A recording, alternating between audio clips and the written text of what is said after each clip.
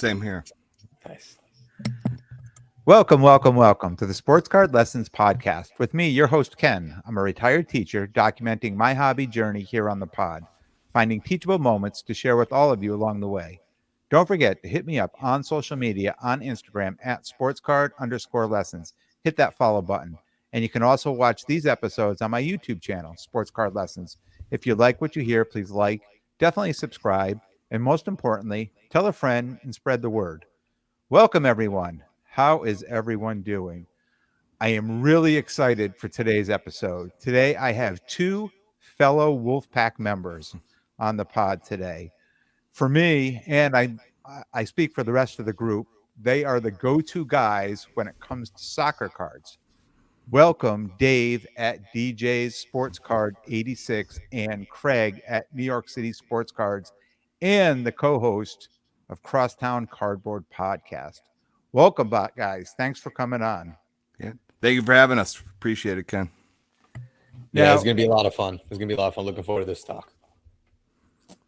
Now, you two guys, I think, have different styles when it comes to the soccer market, and I think, and I'm going to say this, and you can either defend or not, agree or defend that. I kind of think, Dave, you're a full soccer market guy, because sometimes we're having soccer conversations and you're talking about people that I've never heard of before.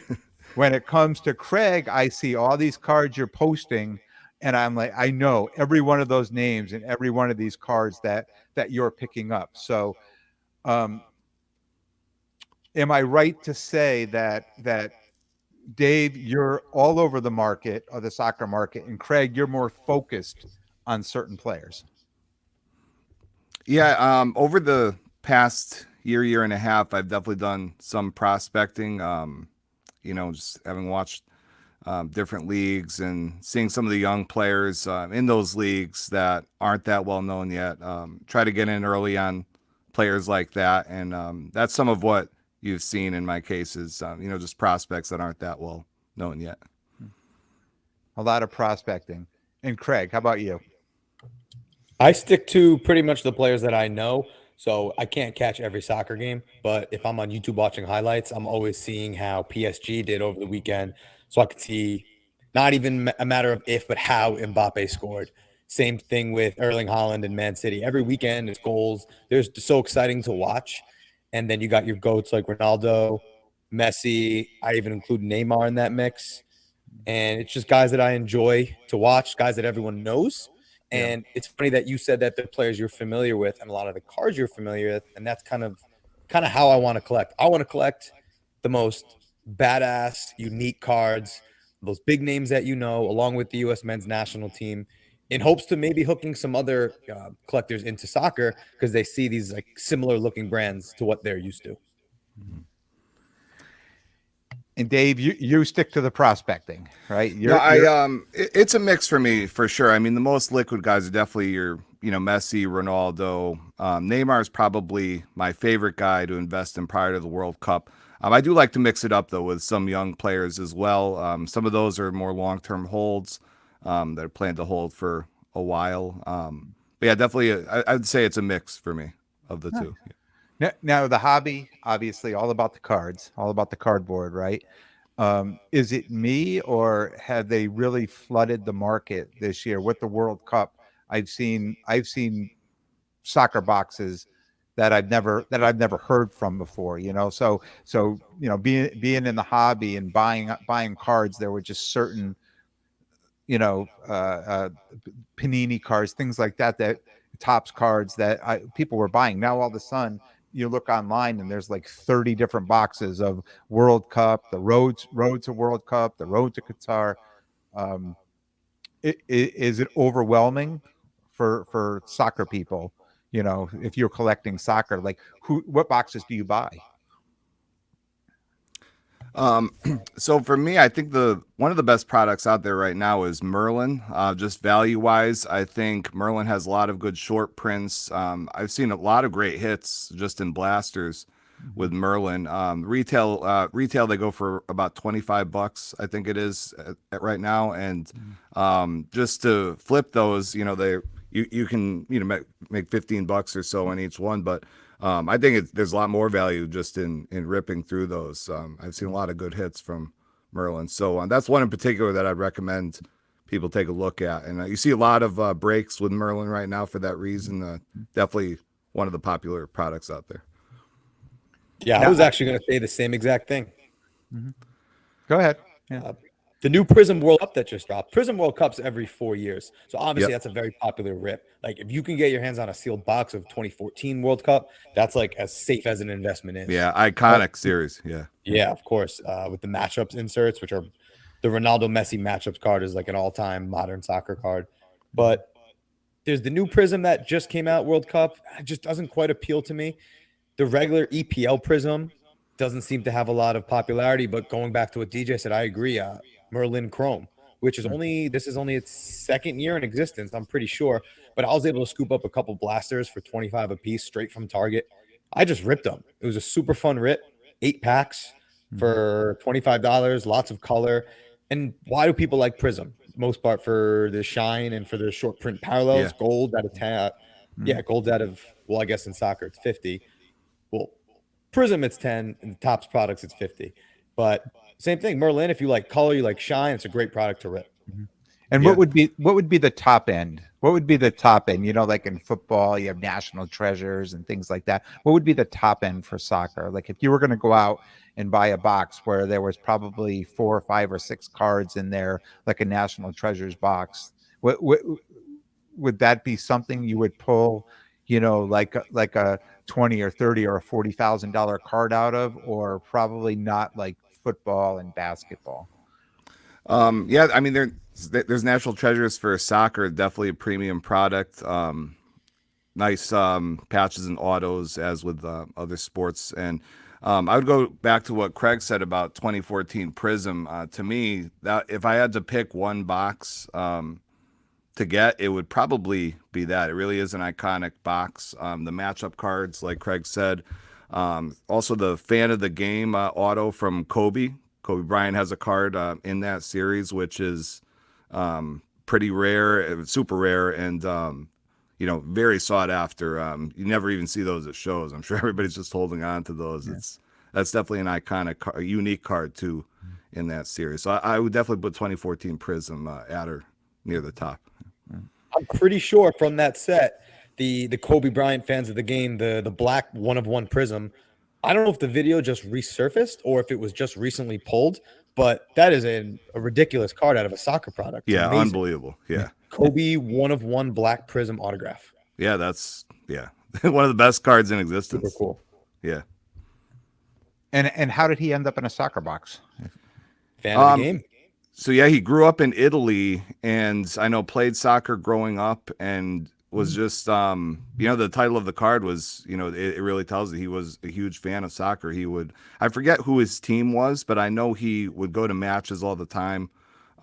Just a huge fan of the game, and it was very fitting that that's what they decided to title that that short print. Yeah. See, the teacher is always learning. That's right. I know you usually dish out the lessons today, Ken, but hopefully we could return. Well, that's why I had you guys on, and I've talked about it on the pod about being out at shows and like a soccer card come to the table. And this is how I learn, right? I take pictures of them. I you guys are right there coming right back, let me know if it's good or not. Now maybe it makes me a little soft, right? That I'm not doing as much homework as I should because I've got you right there. It's like the internet, right? If you don't even need to remember anything anymore, you could just look it up.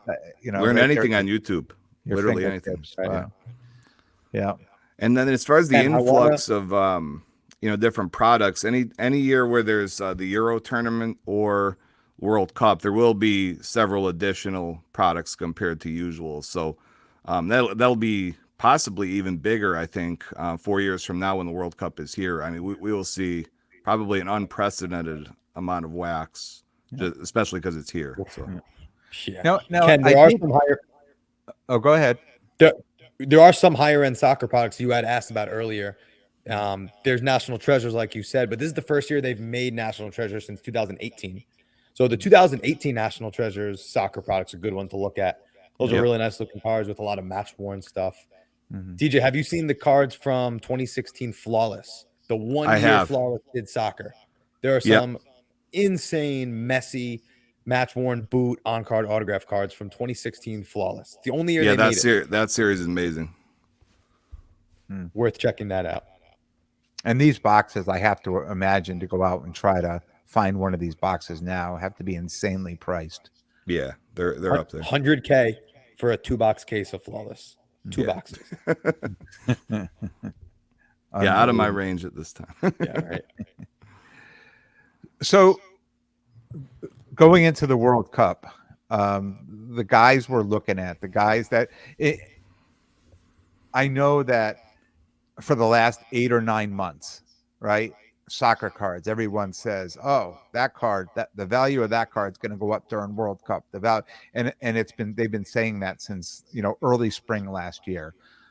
So now that the World Cup is here, who are these players that we're expecting to go up? Will just generally soccer cards all over? Will that prices of them go up, or will it just be certain players? Will it only be the players are hot during the tournament? Craig, you want to go first? I usually like to give my elders a chance to go first, but I'll take this one. Do I necessarily think prices will go up? It's good. It's like any market where, yeah, there will be guys that shine, and we'll get into those guys in a little bit who they have 3 or 4 goals in the group stage, or they win the Golden Boot Award.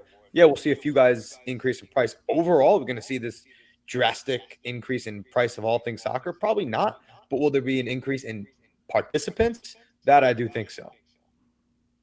And the more people you have in it, naturally, it's more action, more deals.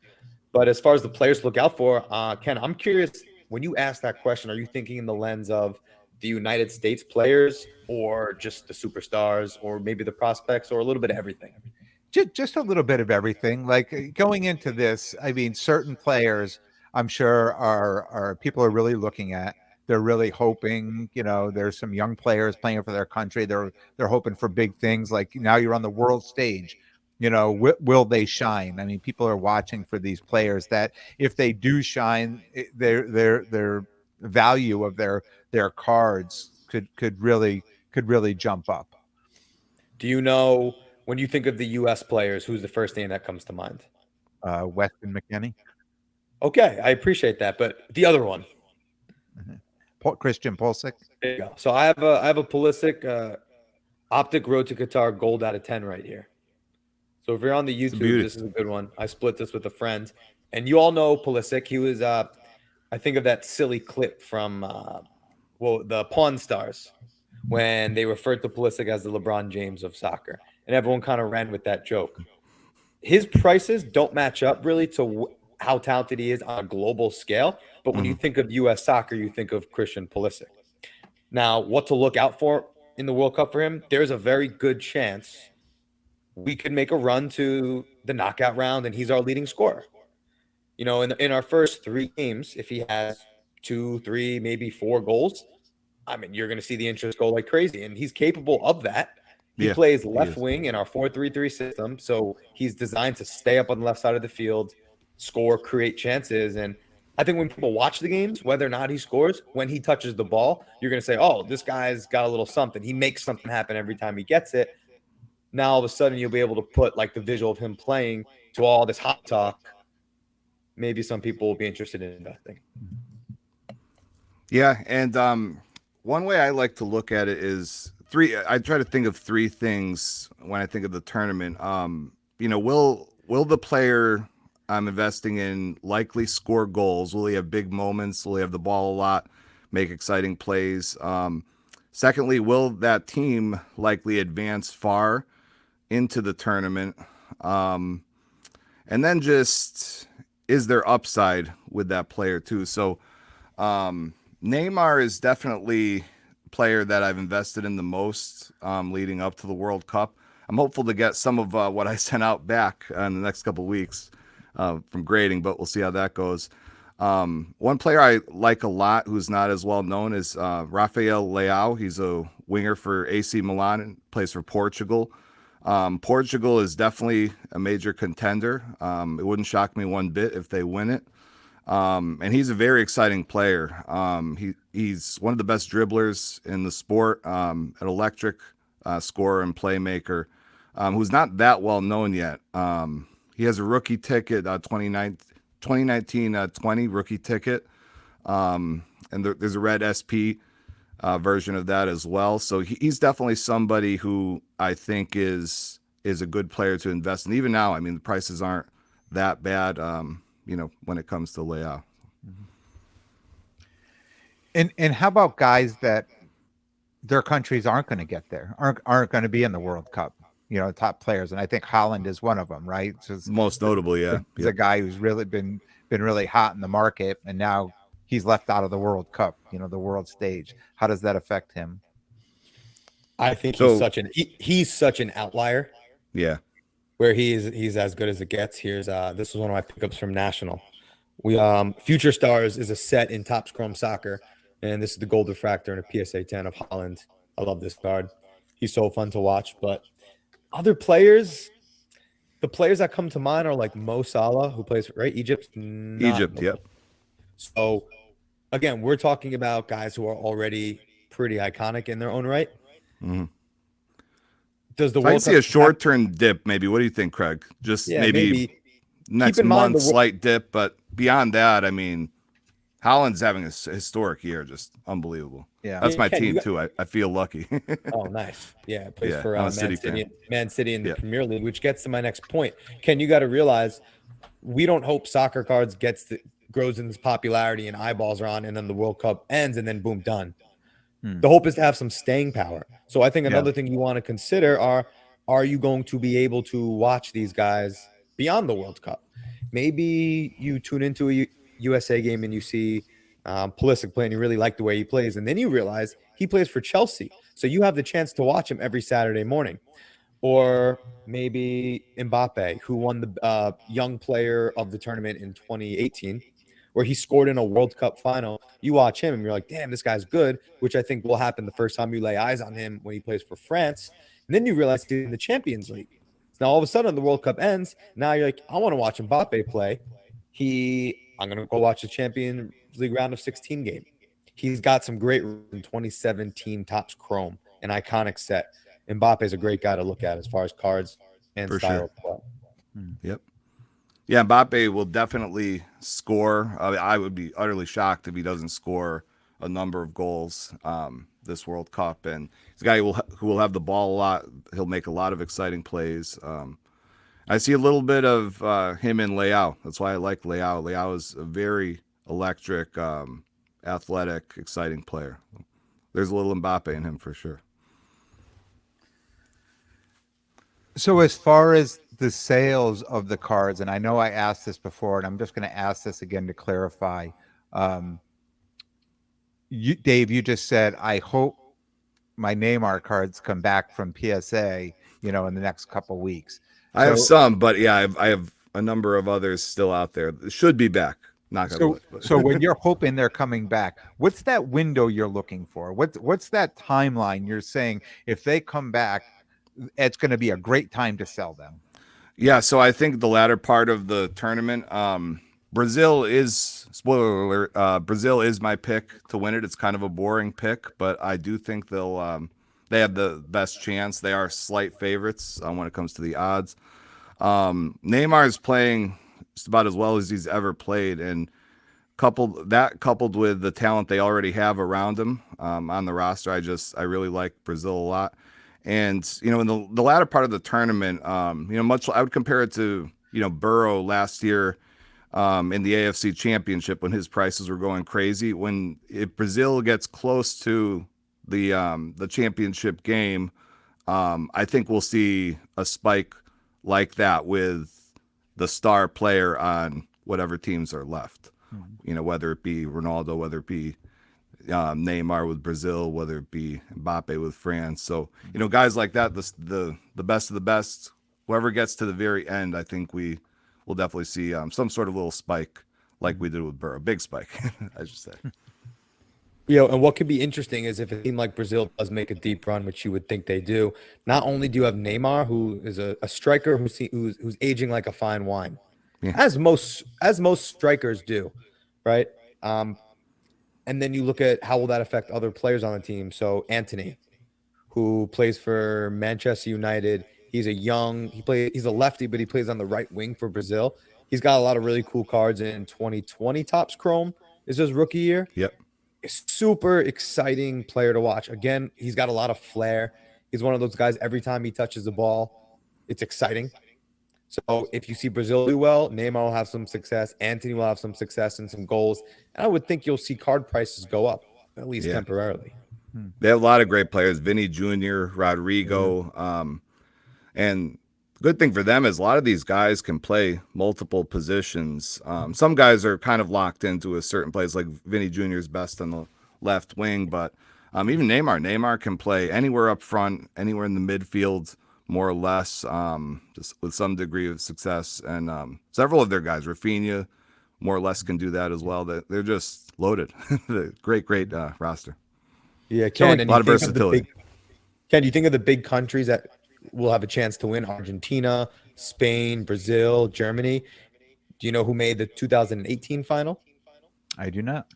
It was France who won versus Croatia, who has a Sleeper, population of roughly 4 million.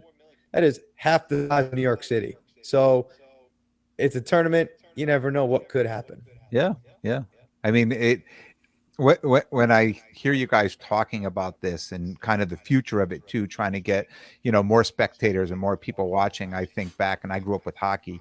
I think back to 1980 when the U.S. won the gold medal in hockey at the Olympics, and hockey as a whole. I mean, this is the time I was growing up. Just it was boom. Right. Next thing you know, every kid in every neighborhood wanted to play hockey, had their parents bringing them down to the, and it started this big hockey boom in the United States. And it's I don't want to say disappointing, because we we're talking about all these great teams getting to the finals, and we've never mentioned the U.S. having a chance to get there. And I just want to say, I'm quoting Jason Flynn from Soccer Cards United that said the U.S. has the best squad ever and the poorest chance of winning. So when we think about trying to, and I've watched, and I want to take it one step back. I watched a documentary. I don't know what it was, but it was talking about trying to get. It was back when we did not qualify. Was at the last World Cup that we did not qualify for, and the U.S. wanted to make all kinds of changes and put all these feeder programs together for these kids to actually be able to go out and play and start growing up playing this sport, and talked about it will take 15 years before that generation gets to the point where we'll produce stars. Yeah, so I think this current roster, I would agree with the first part of what he said, that it's I think it is the most talented roster they've ever had. I definitely don't think they'll win a World Cup, this World Cup or even next. But I think making it to the knockout round this World Cup would be a small success. And I think they will do that.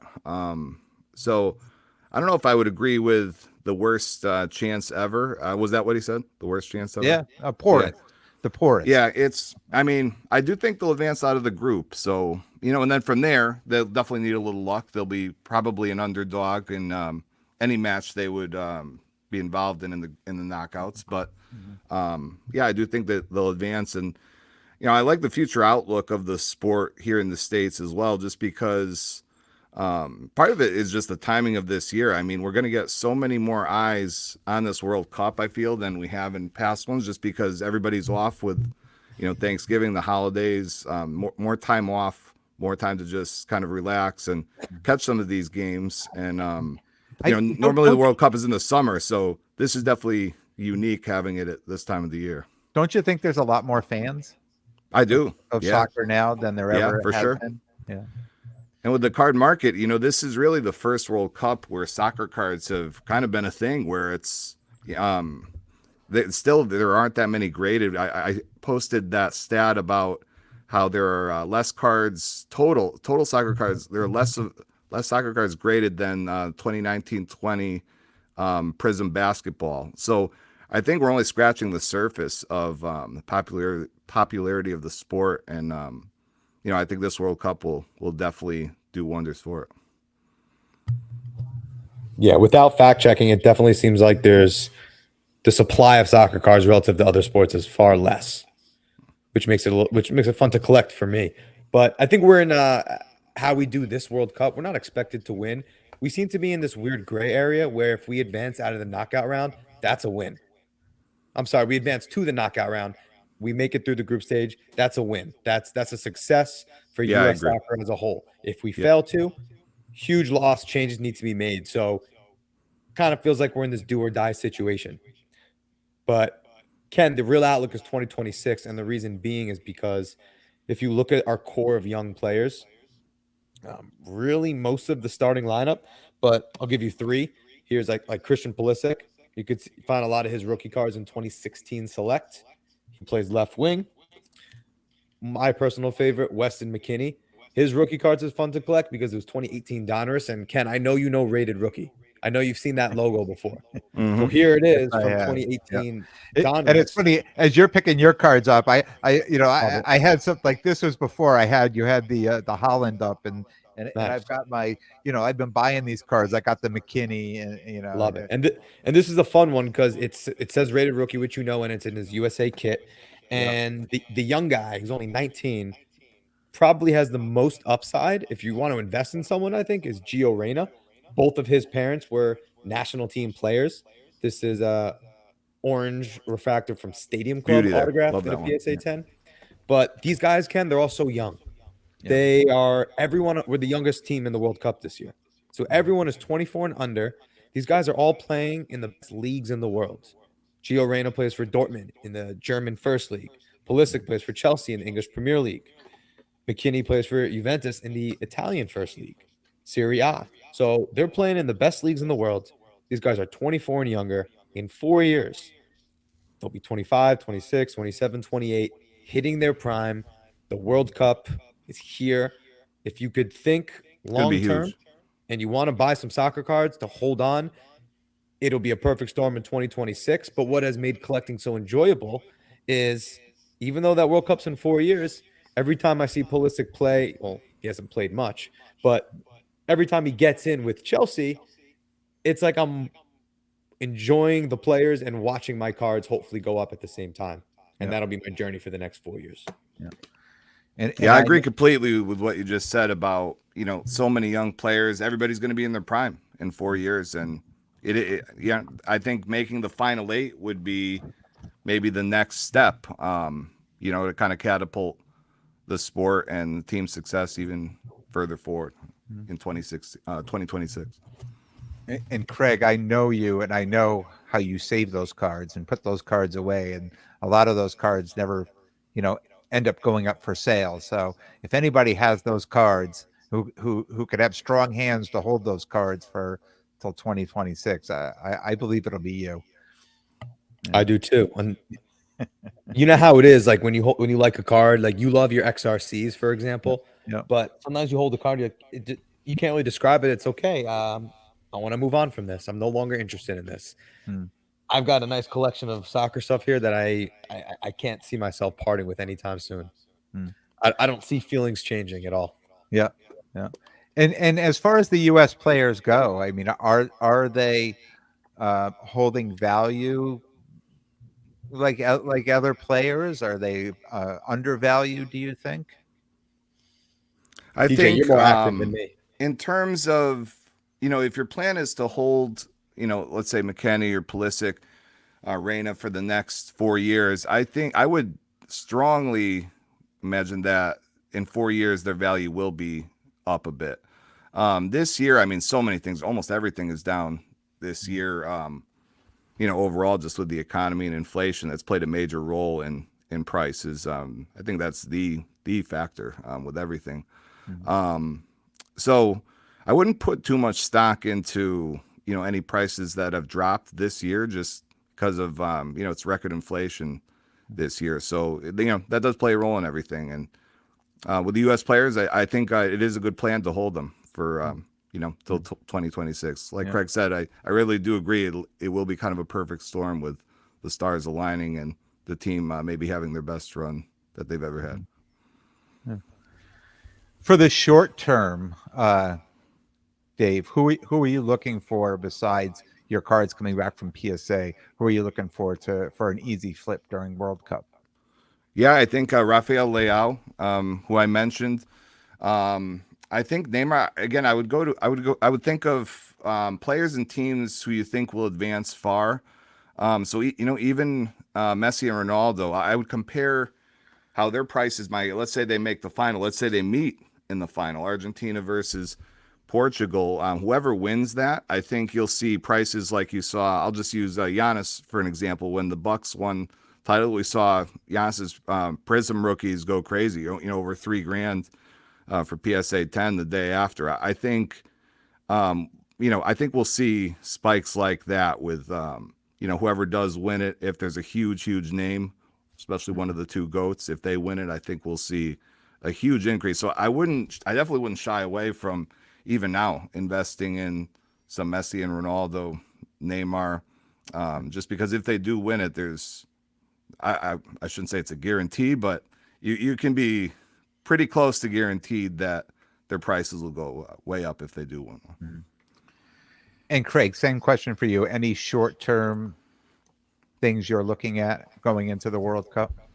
I know it sounds so basic and boring to say Messi, Ronaldo, Neymar, but I just don't see a scenario where, let's take a player like Phil Foden, who's one of the best young midfielder forwards in the world. He plays for England. I don't see a scenario where he just lights it up and scores 5 goals, for example. I do see a scenario where Argentina is in the semifinals. Messi's got 4 goals, and all lights are on him every time he steps on the field. So I even think for those players, there's an opportunity to buy and possibly flip in the short term. Now, Ken, have you seen Messi play? No, I have not. I had to think about it for a minute. Yeah. Think about that, right? He is arguably the biggest athlete in the universe. One of the greatest athletes of all time. Mm-hmm. Very inspirational story, just so likable by all, and you've never seen him play. So think about how many other people out there who have not seen the greatest athlete in their sport play. Yeah, a lot of people. Yeah. Do you plan on tuning in this World Cup to watch him perform? I do. And I've really been trying to get as much information as I can, about the sport itself, not the people, but the sport itself. And I was actually I was down visiting my daughter in North Carolina last month, September. I was down there, and a good friend of ours, who is the president of the North Carolina Courage, said, "Come over and watch a game." It was the first professional soccer game I've ever been to, and I thoroughly enjoyed it. And I thought to myself, I would never enjoy a soccer game. I remember watching the women in the last World Cup just on TV, right? The Women's World Cup just on TV because they were making a deep run in the tournament, and it was, as an American, you want to jump on board and watch your country play. So as we come into this World Cup, that's what I'm looking. I'm going to be putting time aside to sit and actually watch games because I understand the sport now, so I can watch. It's and I played hockey, and I tell people all the time it's a great sport. You should sit and watch a game, and they say I have no idea what's going on. And then I understood when I went and watched another game, like tried to watch soccer, and I really wasn't sure, like, why are they blowing the whistle? What is going on over here? But then, I figured out. I know what's going on in the sport enough where I can watch it now, and I'm excited for the World Cup. I'll tell you what, DJ. I know you're going to agree with me here. The day after Thanksgiving, at 2 I already know where you're going. Yeah, at 2 p.m. when the entire country is off from work, USA versus England in the World Cup. Are you kidding me? I mean, I already told my wife. I said, let's no family plans from 2 to 4 p.m. on that 2 to day. 4. No, that's like 8 to 4 for me. I'm treating it like a game day. Yeah, we're shutting it down for a couple hours. Yeah. Eyes will be glued to that TV. I mean, you want to talk about a if you really wanted to short-term flip, you buy a couple USA guys, maybe they squeak a 2-1 win past England, Yeah. or maybe they even score a Yep. goal. That guy, and I could name a few, could be Pulisic, McKinney, Brendan Aronson, Gio Reyna, Timothy Weah, Yunus Musa. If anyone has like one moment on that day Yeah. when the whole world is tuning in, you could have a little fun, maybe buy cards of those guys now and throw them up on eBay, and I'm sure somebody will be in the mood to pick that up. Yeah, the big moments. And if you jump on buying something, right then, well, the problem is when you buy on eBay sometimes now, or all the time now with a bigger card, you're waiting over a week to get it. It But takes too long. when it wasn't that way, it's the second that goal would be scored for a huge moment. I just jump on things and then just try to flip it later in the week. Kai Havertz a couple years ago when they beat my city in the Champions League final, his prices went crazy, absolutely crazy after that game. And I bought a few of his cards the second that goal was scored and did pretty well on them. So I enjoy that sometimes, just trying to jump on an opportunity right when the moment happens.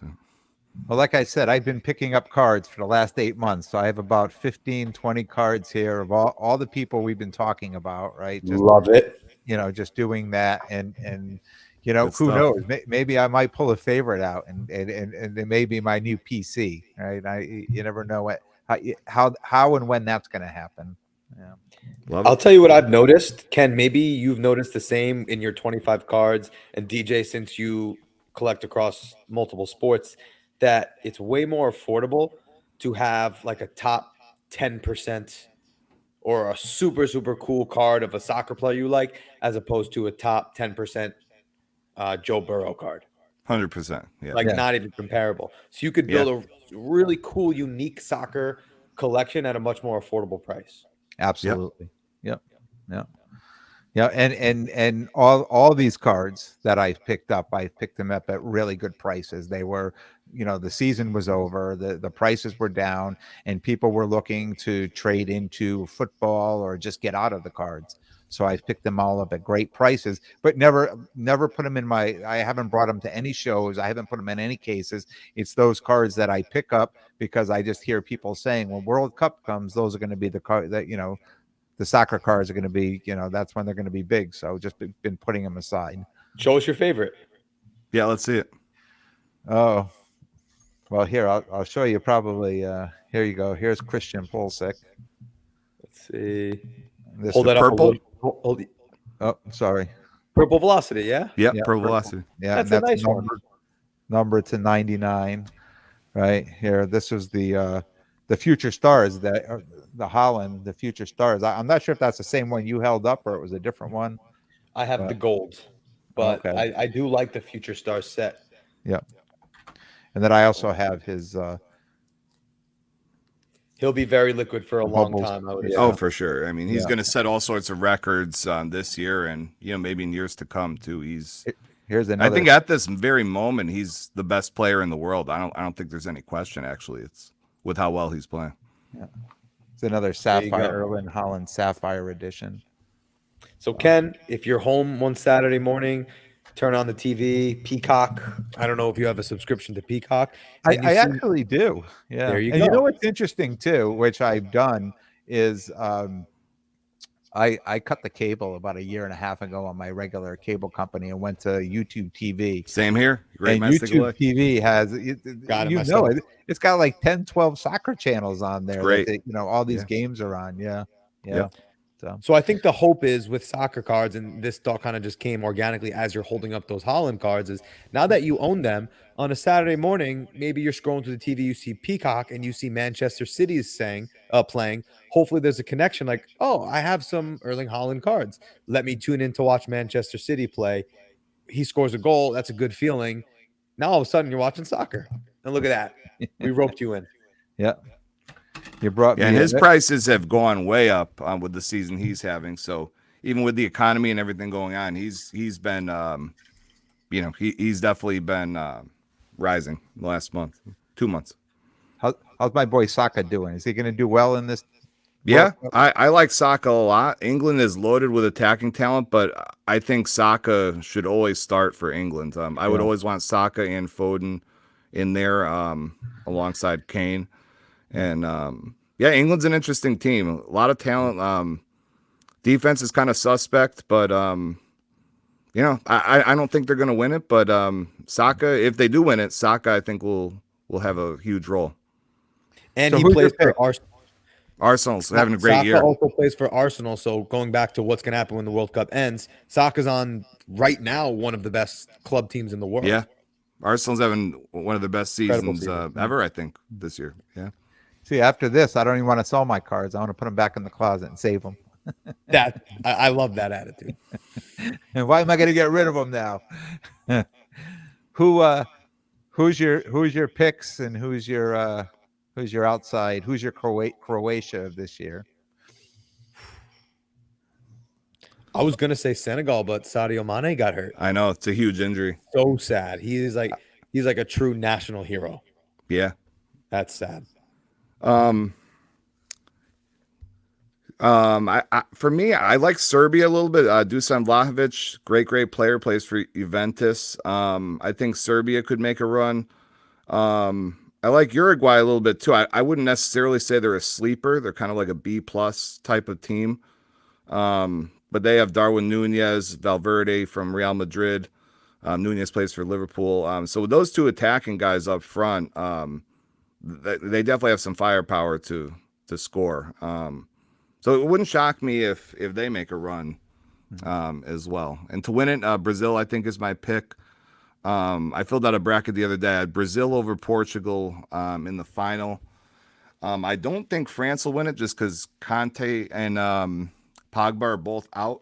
Conte is kind of like the Dennis Rodman of France. If you could, as far as his role on the team, he's definitely the bulldog of the team.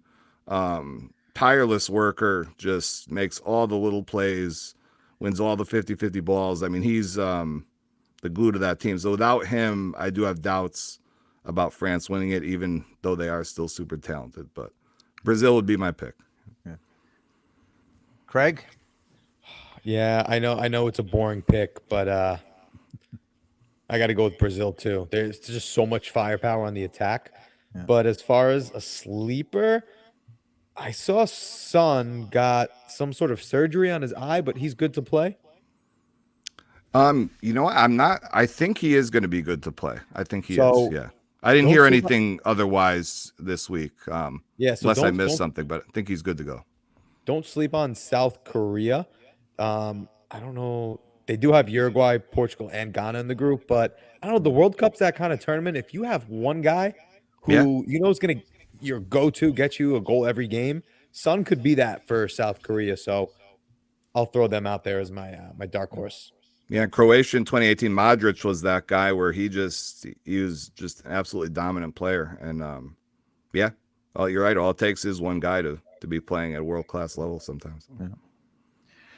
Well, guys, thanks for coming on. Really appreciate it. Thanks for having us. Appreciate it, Ken. Looking forward to the World Cup, and you heard it here, the Friday after Thanksgiving at 2 p.m. Do Yep. not make plans. Do not make plans. Craig, tell everybody where they can find you, and also if you want to plug your podcast, please do, with you and Carmine. Yeah, love talking cards, love talking soccer. So hit me up on Instagram at New York City Sports Cards. Me and my buddy Carmine, we just started a podcast called Crosstown Cardboard because we're a couple of New Yorkers, and he's Carmine's Cards on Instagram. And yeah, like I said, we both just love doing this. So Ken, very much appreciate you having me on. It was a lot of fun. Likewise. Congrats on your pod too, Craig. With Thank you. Yeah, you guys are doing great stuff there. Dave, tell people where they can find you. DJ Sports Cards 86 on Instagram. Do story sales postings about the shows I'll be set up at here in the Northeast. And yeah, Instagram is my main hub when it comes to communications and deals when it comes to the hobby. Great. Thanks, guys. Really appreciate it. Thanks again, Ken. Thanks, Ken. Take care, guys.